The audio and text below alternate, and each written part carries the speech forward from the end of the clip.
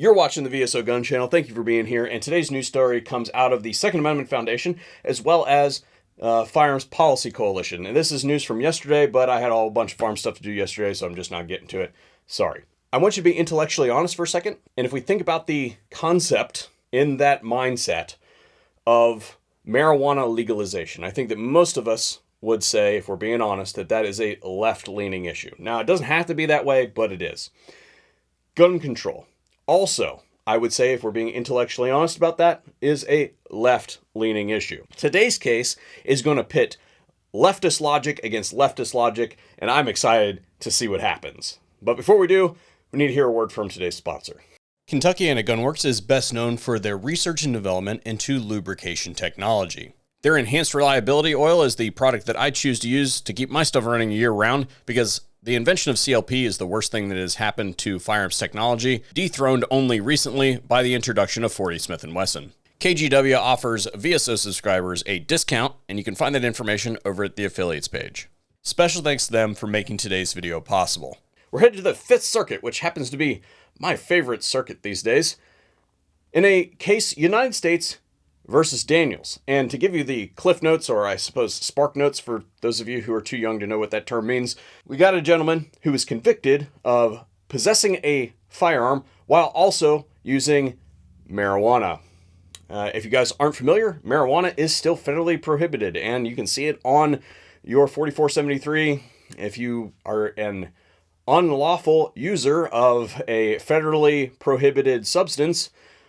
Well, then you have a firearms disability. Well, he was found to be in possession of marijuana and a firearm, so he got jacked up and he's facing felony charges. Well, his case is now at the Fifth Circuit, and we're going to be reading from the Second Amendment Foundation's press release. Again, FPC also filed a brief, but this is the one that I was sent directly. SAF filed a brief in response to an unusual request by a 3-judge panel in the U.S. Fifth Circuit Court of Appeals, following oral arguments, which were heard June 5th. Because no amicus briefs had been filed, the panel invited briefs from amici curiae, who wished to supply relevant information regarding history and tradition of restrictions on the use of and possession of firearms as pertinent to the issues presented in this case. Of particular interest are historical gun regulations applicable to intoxicated or impaired individuals.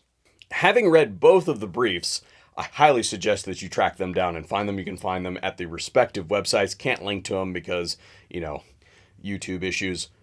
But the FPC and Second Amendment Foundation do a fantastic job of slaying the logic behind intoxicated persons and firearms. And they took all the pages necessary to basically say, yeah, judges, doesn't exist. Not in the text, history, and tradition of the United States. This is probably unconstitutional. Fair warning, people. I'm about to give you my opinion, and it very well may make some of y'all mad. And for that, I am not sorry. So I'm sorry for not being sorry. I'm a uniform application of logic person, and I believe in the principles of limited government. That applies across the board.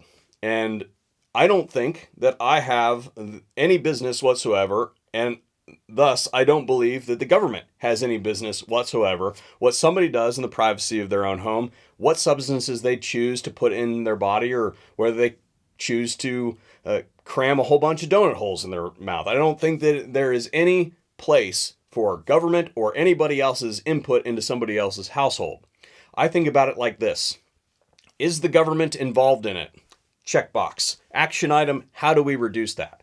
Along with that mindset, I also believe that it is not the government's purview to interfere with someone's right, individual, God-given, inalienable right, enshrined in our Constitution. It's literally the second thing that they wrote, to preserve their life and the lives of those that they love.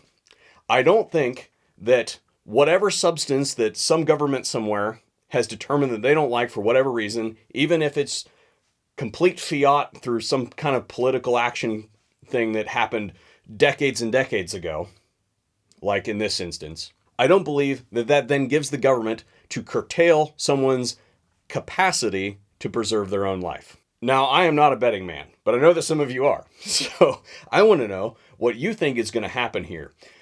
Are the leftists going to come in on the side of the marijuana rights? Or do you think they're going to come in hard on the gun control? Shall we watch them tear each other apart? This is the best television that you could possibly ever see, although I don't believe that they allow cameras in the Fifth Circuit Court of Appeals, which is unfortunate. But I would like to know your guys' opinion down in the comment section down below. I hope that you have a fantastic rest of your weekend, and hopefully I'll see you all again here soon. Provided that I don't get censored.